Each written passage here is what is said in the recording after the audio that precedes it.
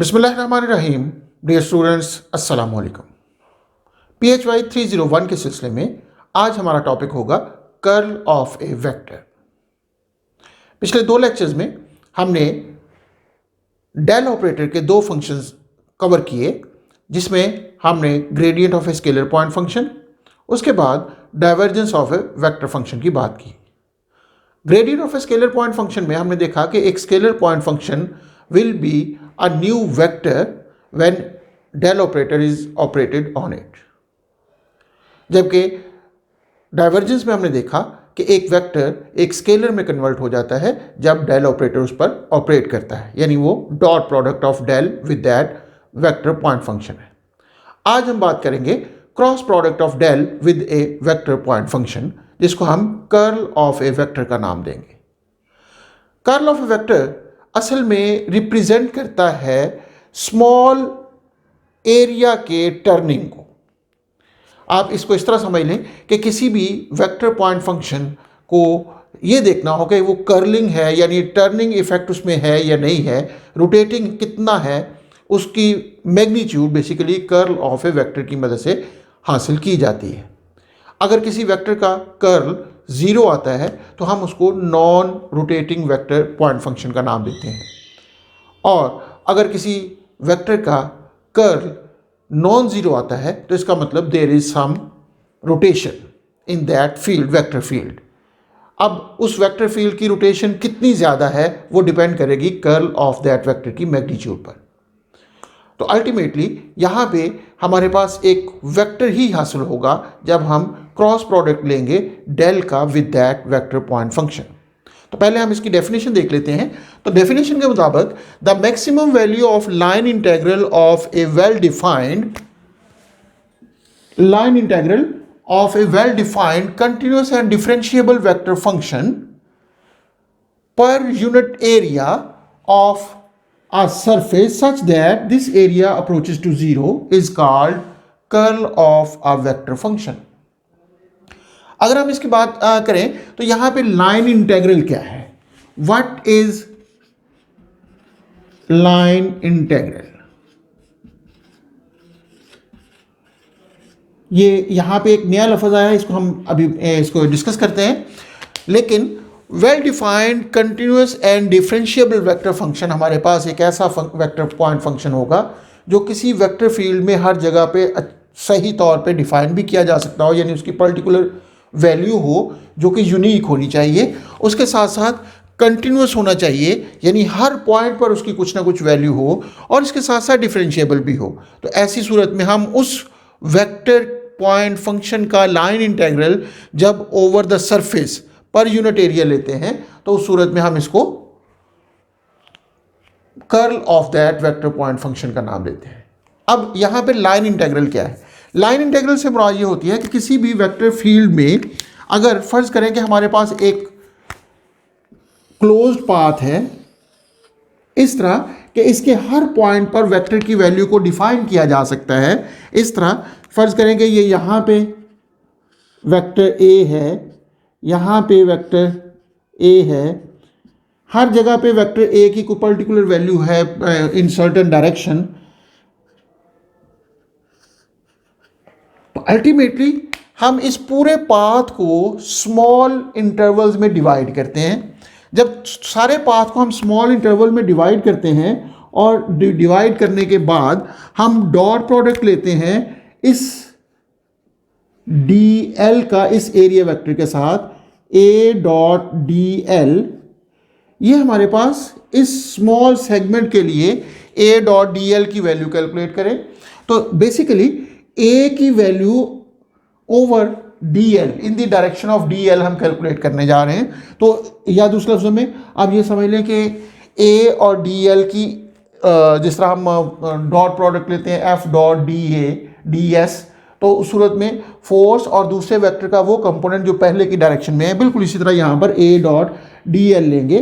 उसके बाद इन तमाम कंपोनेंट्स को a डॉट dl की सूरत में जमा करेंगे तो वो हमारे पास लाइन इंटीग्रल कहलाता है।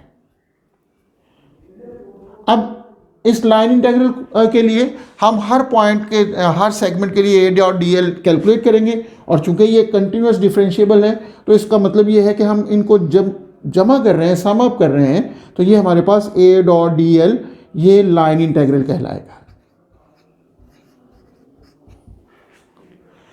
ये इस पूरे पाथ के लिए लाइन इंटीग्रल कहलाएगा। और अगर इसमें एरिया ए इनक्लोज्ड है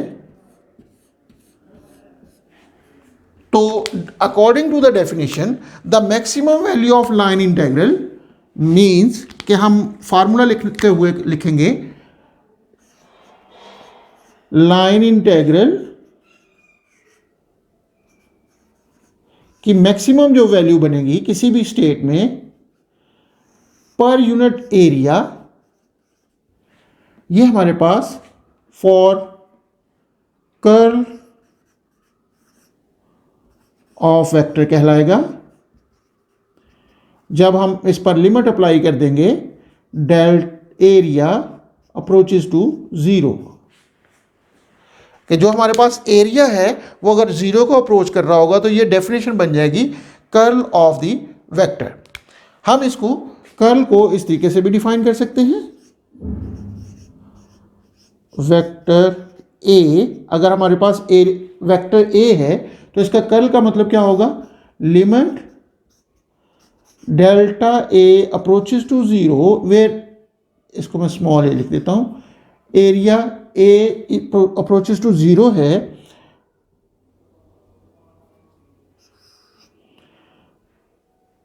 integral of A dot D L for maximum value divided by A और डेल्टा ए। तो अकॉर्डिंग टू द डेफिनेशन कि लाइन इंटीग्रल की maximum value per unit area such that area approaches to zero of A vector point function which is well defined continuous and differentiable is called the curl of vector ए।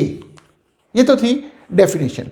और जैसे हमने कहा कि del operator का इसके साथ link क्या होगा, तो हम कह सकते हैं कि डेल ऑपरेटर असल में जब किसी भी वेक्टर को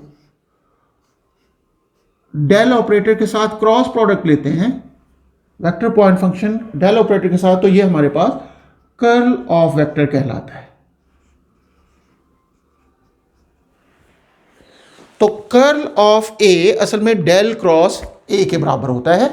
ये किसी भी वेक्टर पॉइंट फंक्शन की वजह से जो वेक्टर फील्ड बनता है उसमें टेंडेंसी ऑफ रोटेशन को जाहिर करता है। अब अगर देखा जाए डेल क्रॉस ए हासिल हमारे पास कैसे होगा, फिर curl of A will be equal to, जैसे कि हम जानते हैं कि ये डेल क्रॉस ए अगर हम डिटर्मिनेंट की सूरत में लिखना चाहें तो फर्स्ट लाइन यूनिट वेक्टर्स की होगी, सेकंड लाइन पार्शियल डेरिवेटिव की, और जो थर्ड लाइन होगी वो ए के कंपोनेंट की A X A Y and A Z के बराबर होगी। ये हमारे पास curl of vector A calculate करने का मैथमेटिकल फार्मूला होगा। अब फिजिकली इसका मतलब क्या होगा, maximum value of line integral से क्या मुराद है। फर्ज करें कि हमारे पास एक वेक्टर फील्ड है जिसकी डायरेक्शन ये है and it may be non uniform field,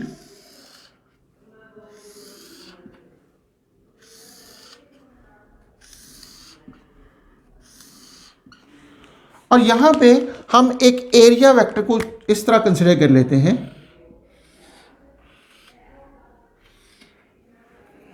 अब अगर देखा जाए तो इस area vector A B C D में जो एरिया की डायरेक्शन होगी वो ये होगी। इस एरिया को क्रॉस करने वाली लाइन, यानी ये जो वेक्टर फील्ड है या जो फील्ड लाइन इस वेक्टर की बन रही है वो इस तरीके से क्रॉस कर रही है। अगर मैं यहाँ पे लाइन इंटीग्रल लेना चाहूँ, यानी ये वैल्यू हम अगर कैलकुलेट करना चाहें तो हम इसको 4 सेगमेंट्स में डिवाइड कर सकते हैं, A to B, B to C, C to D and D to A. और अगर मैं इस एरिया ए है हमारे, सॉरी वेक्टर ए है, अगर मैं यहाँ पर लाइन इंटीग्रल लूँ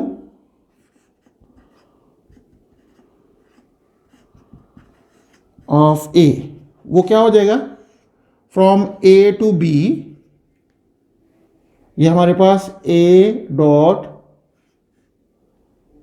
डी एल, डी एल हमारे पास ए से बी तक का डिस्टेंस होगा, plus B to C A dot D L, plus C to D A dot D L, plus D to A again from A dot D L. अब देखा जाए तो हमारे पास एरिया वेक्टर अगर ए टू बी देखा जाए तो वो कुछ इस तरह से है, हमारे पास एरिया लेंथ हमारे पास ए टू बी इस तरह है, जबकि वेक्टर की डायरेक्शन ये इस तरफ है, तो इसका मतलब इनके दरमियान एंगल हमेशा 90 डिग्री होगा। जब एंगल हमेशा 90 डिग्री होगा तो cos of 90 is equal to 0, तो ए टू बी 0 है। अब बी टू सी अगर देखें, अब फिर अगेन कि लेंथ हमारे पास इस डायरेक्शन में है, एरिया जो ए की डायरेक्शन है वो ये है, तो इनके दरमियान एंगल भी 90 डिग्री होगा।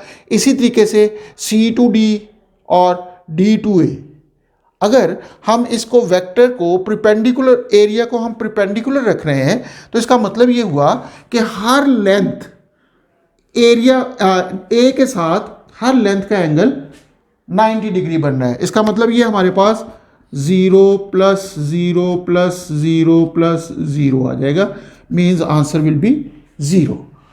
तो लाइन इंटीग्रल की वैल्यू ये मैक्सिमम नहीं है। अब किसी और ओरिएंटेशन में देखते हैं कि इसी वेक्टर को हम इसी रेक्टेंगल को हम एरिया को इसके पैरेलल रखते हैं। अब यहाँ पर भी यही हमारे पास सिचुएशन है कि फर्ज करें कि ये हमारे पास एरिया है, ए है, वेक्टर फील्ड है,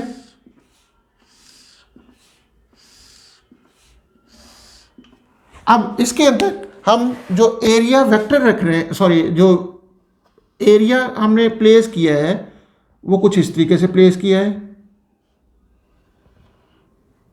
इस तरह कि अब A B C and D, A to B, B to C, C to D, D to A close path बन गया जिसमें एरिया ए इनक्लोज हो रहा है, इसको आप डी ए कह दें एरिया। अब यहां पे जब लाइन इंटीग्रल लेंगे तो वो ए टू बी, ये लाइन इस वेक्टर के पैरेलल है, यानी इस वेक्टर एरिया वेक्टर फंक्शन ए के पैरेलल ए टू बी है। एंगल मींस इसका एंगल 0 डिग्री होगा, यानी अगर यहां पे हम लाइन इंटीग्रल की बात करें that will be equal to a dot dl from a to b plus a dot from b to c a dot dl plus c to d a dot dl plus d to a again a dot dl होगा। अब इनमें अगर आप गौर करें तो a dot D L from A to B हमारे पास चूंकि पैरेलल आ गया, तो इट मीन्स ये हमारे पास आ गया a into, let's say that this is length D L cos of 0 parallel होने की वजह से।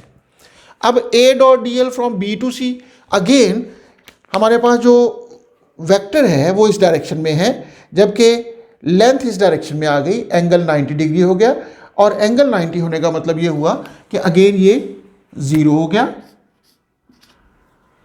उसके बाद a डॉट डी एल, यहां पे c टू d है।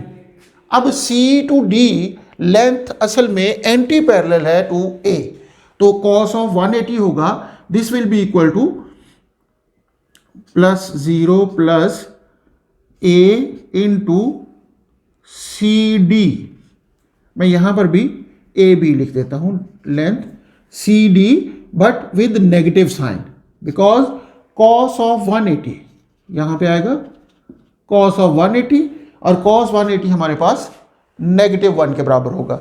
इसी तरह A dot D L from D to A again will be 90 degree with the DL and A, so this will be again 0. तो हमारे पास ये वैल्यू नॉन ज़ीरो होगी। अब A डॉट, चूंकि यहाँ पे A1 ये हमारे पास A2 हो सकता है, इसका मतलब ये है कि यहाँ पर A की वैल्यू डिफरेंट होगी। अगर यहाँ पे A की वैल्यू डिफरेंट होगी, जब इनको ऐड करेंगे तो अल्टीमेटली वैल्यू नॉन ज़ीरो होगी और ये वैल्यू इस वक्त मैक्सिमम होगी। और अल्टीमेटली यहाँ पे अगर फर्ज करेंगे ये वैल्यू स्ट्रॉन्गर है तो उस सूरत में ये इसके अंदर एक रोटेशन पैदा हो सकती है इन एंटी क्लॉकवाइज, और अगर ये वैल्यू ज़्यादा होगी तो इसमें रोटेशन पैदा हो सकेगी इन क्लॉकवाइज डायरेक्शन।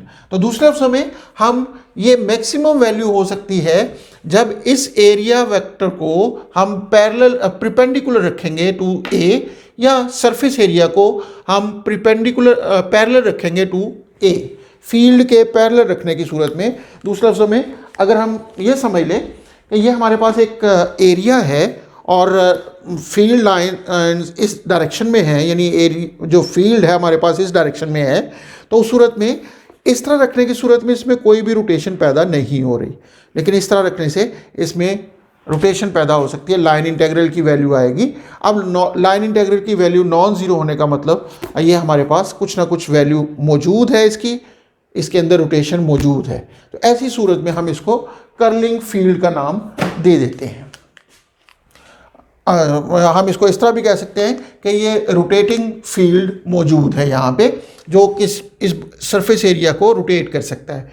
तो जब लाइन इंटीग्रल की वैल्यू नॉन ज़ीरो होगी तो फिर हम curl of vector A calculate करेंगे।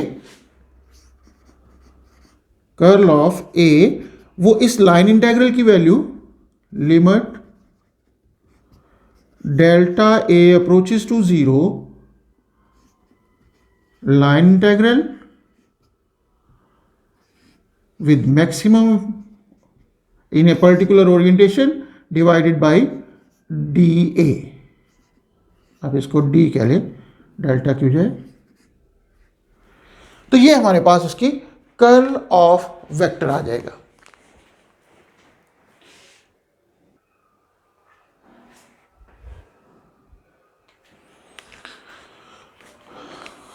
तो स्टूडेंट्स, हमने ये देखा कि इस केस में जब एरिया को हम प्रिपेंडिकुलर रखते हैं to the flow of vector, तो उस सूरत में हमारे पास जो लाइन इंटीग्रल है वो ज़ीरो आ रहा है। जब हम एरिया को parallel to the lines of forces या लाइंस ऑफ वेक्टर रखते हैं तो उस सूरत में एरिया की वैल्यू नॉन ज़ीरो आती है। इन बिटवीन कोई भी वैल्यू आएगी तो वो यहाँ से इसके दरमियान में करते हुए लाजमी तौर पे ज़ीरो और मैक्सिमम के दरमियान में होगी। So we can say that कि यहाँ पे maximum value of line integral per unit area की बात करेंगे तो वो कर्ल ऑफ द वेक्टर कहलाएगा, और इस वजह से हम इसको limit D A approaches to zero integral of A dot D L for its maximum value per unit area, small area. तो ये हमारे पास कर्ल ऑफ ए होगा and this is equal to del cross A. तो ये था हमारे पास कर्ल ऑफ ए वेक्टर क्या होता है। तो हमने अब तक जो तीनों और डेल के ऑपरेशन देखे, पहले हमने ग्रेडियंट, फिर हमने डाइवर्जेंस और अब हमने कर्ल ऑफ ए वेक्टर देखा। तो इससे हमें फील्ड्स की नेचर के बारे में पता चलता है। तो होप आप लोगों को आर्टिकल की समझ आ गई होगी। ये तीनों ऑपरेशंस हम यूज़ करेंगे इन आवर फर्दर डिस्कशंस, जिसमें हम गाउस डाइवर्जेंस थ्योरम और स्टोक्स थ्योरम की बात करेंगे। तो अगली वीडियो तक के लिए अल्लाह हाफिज़।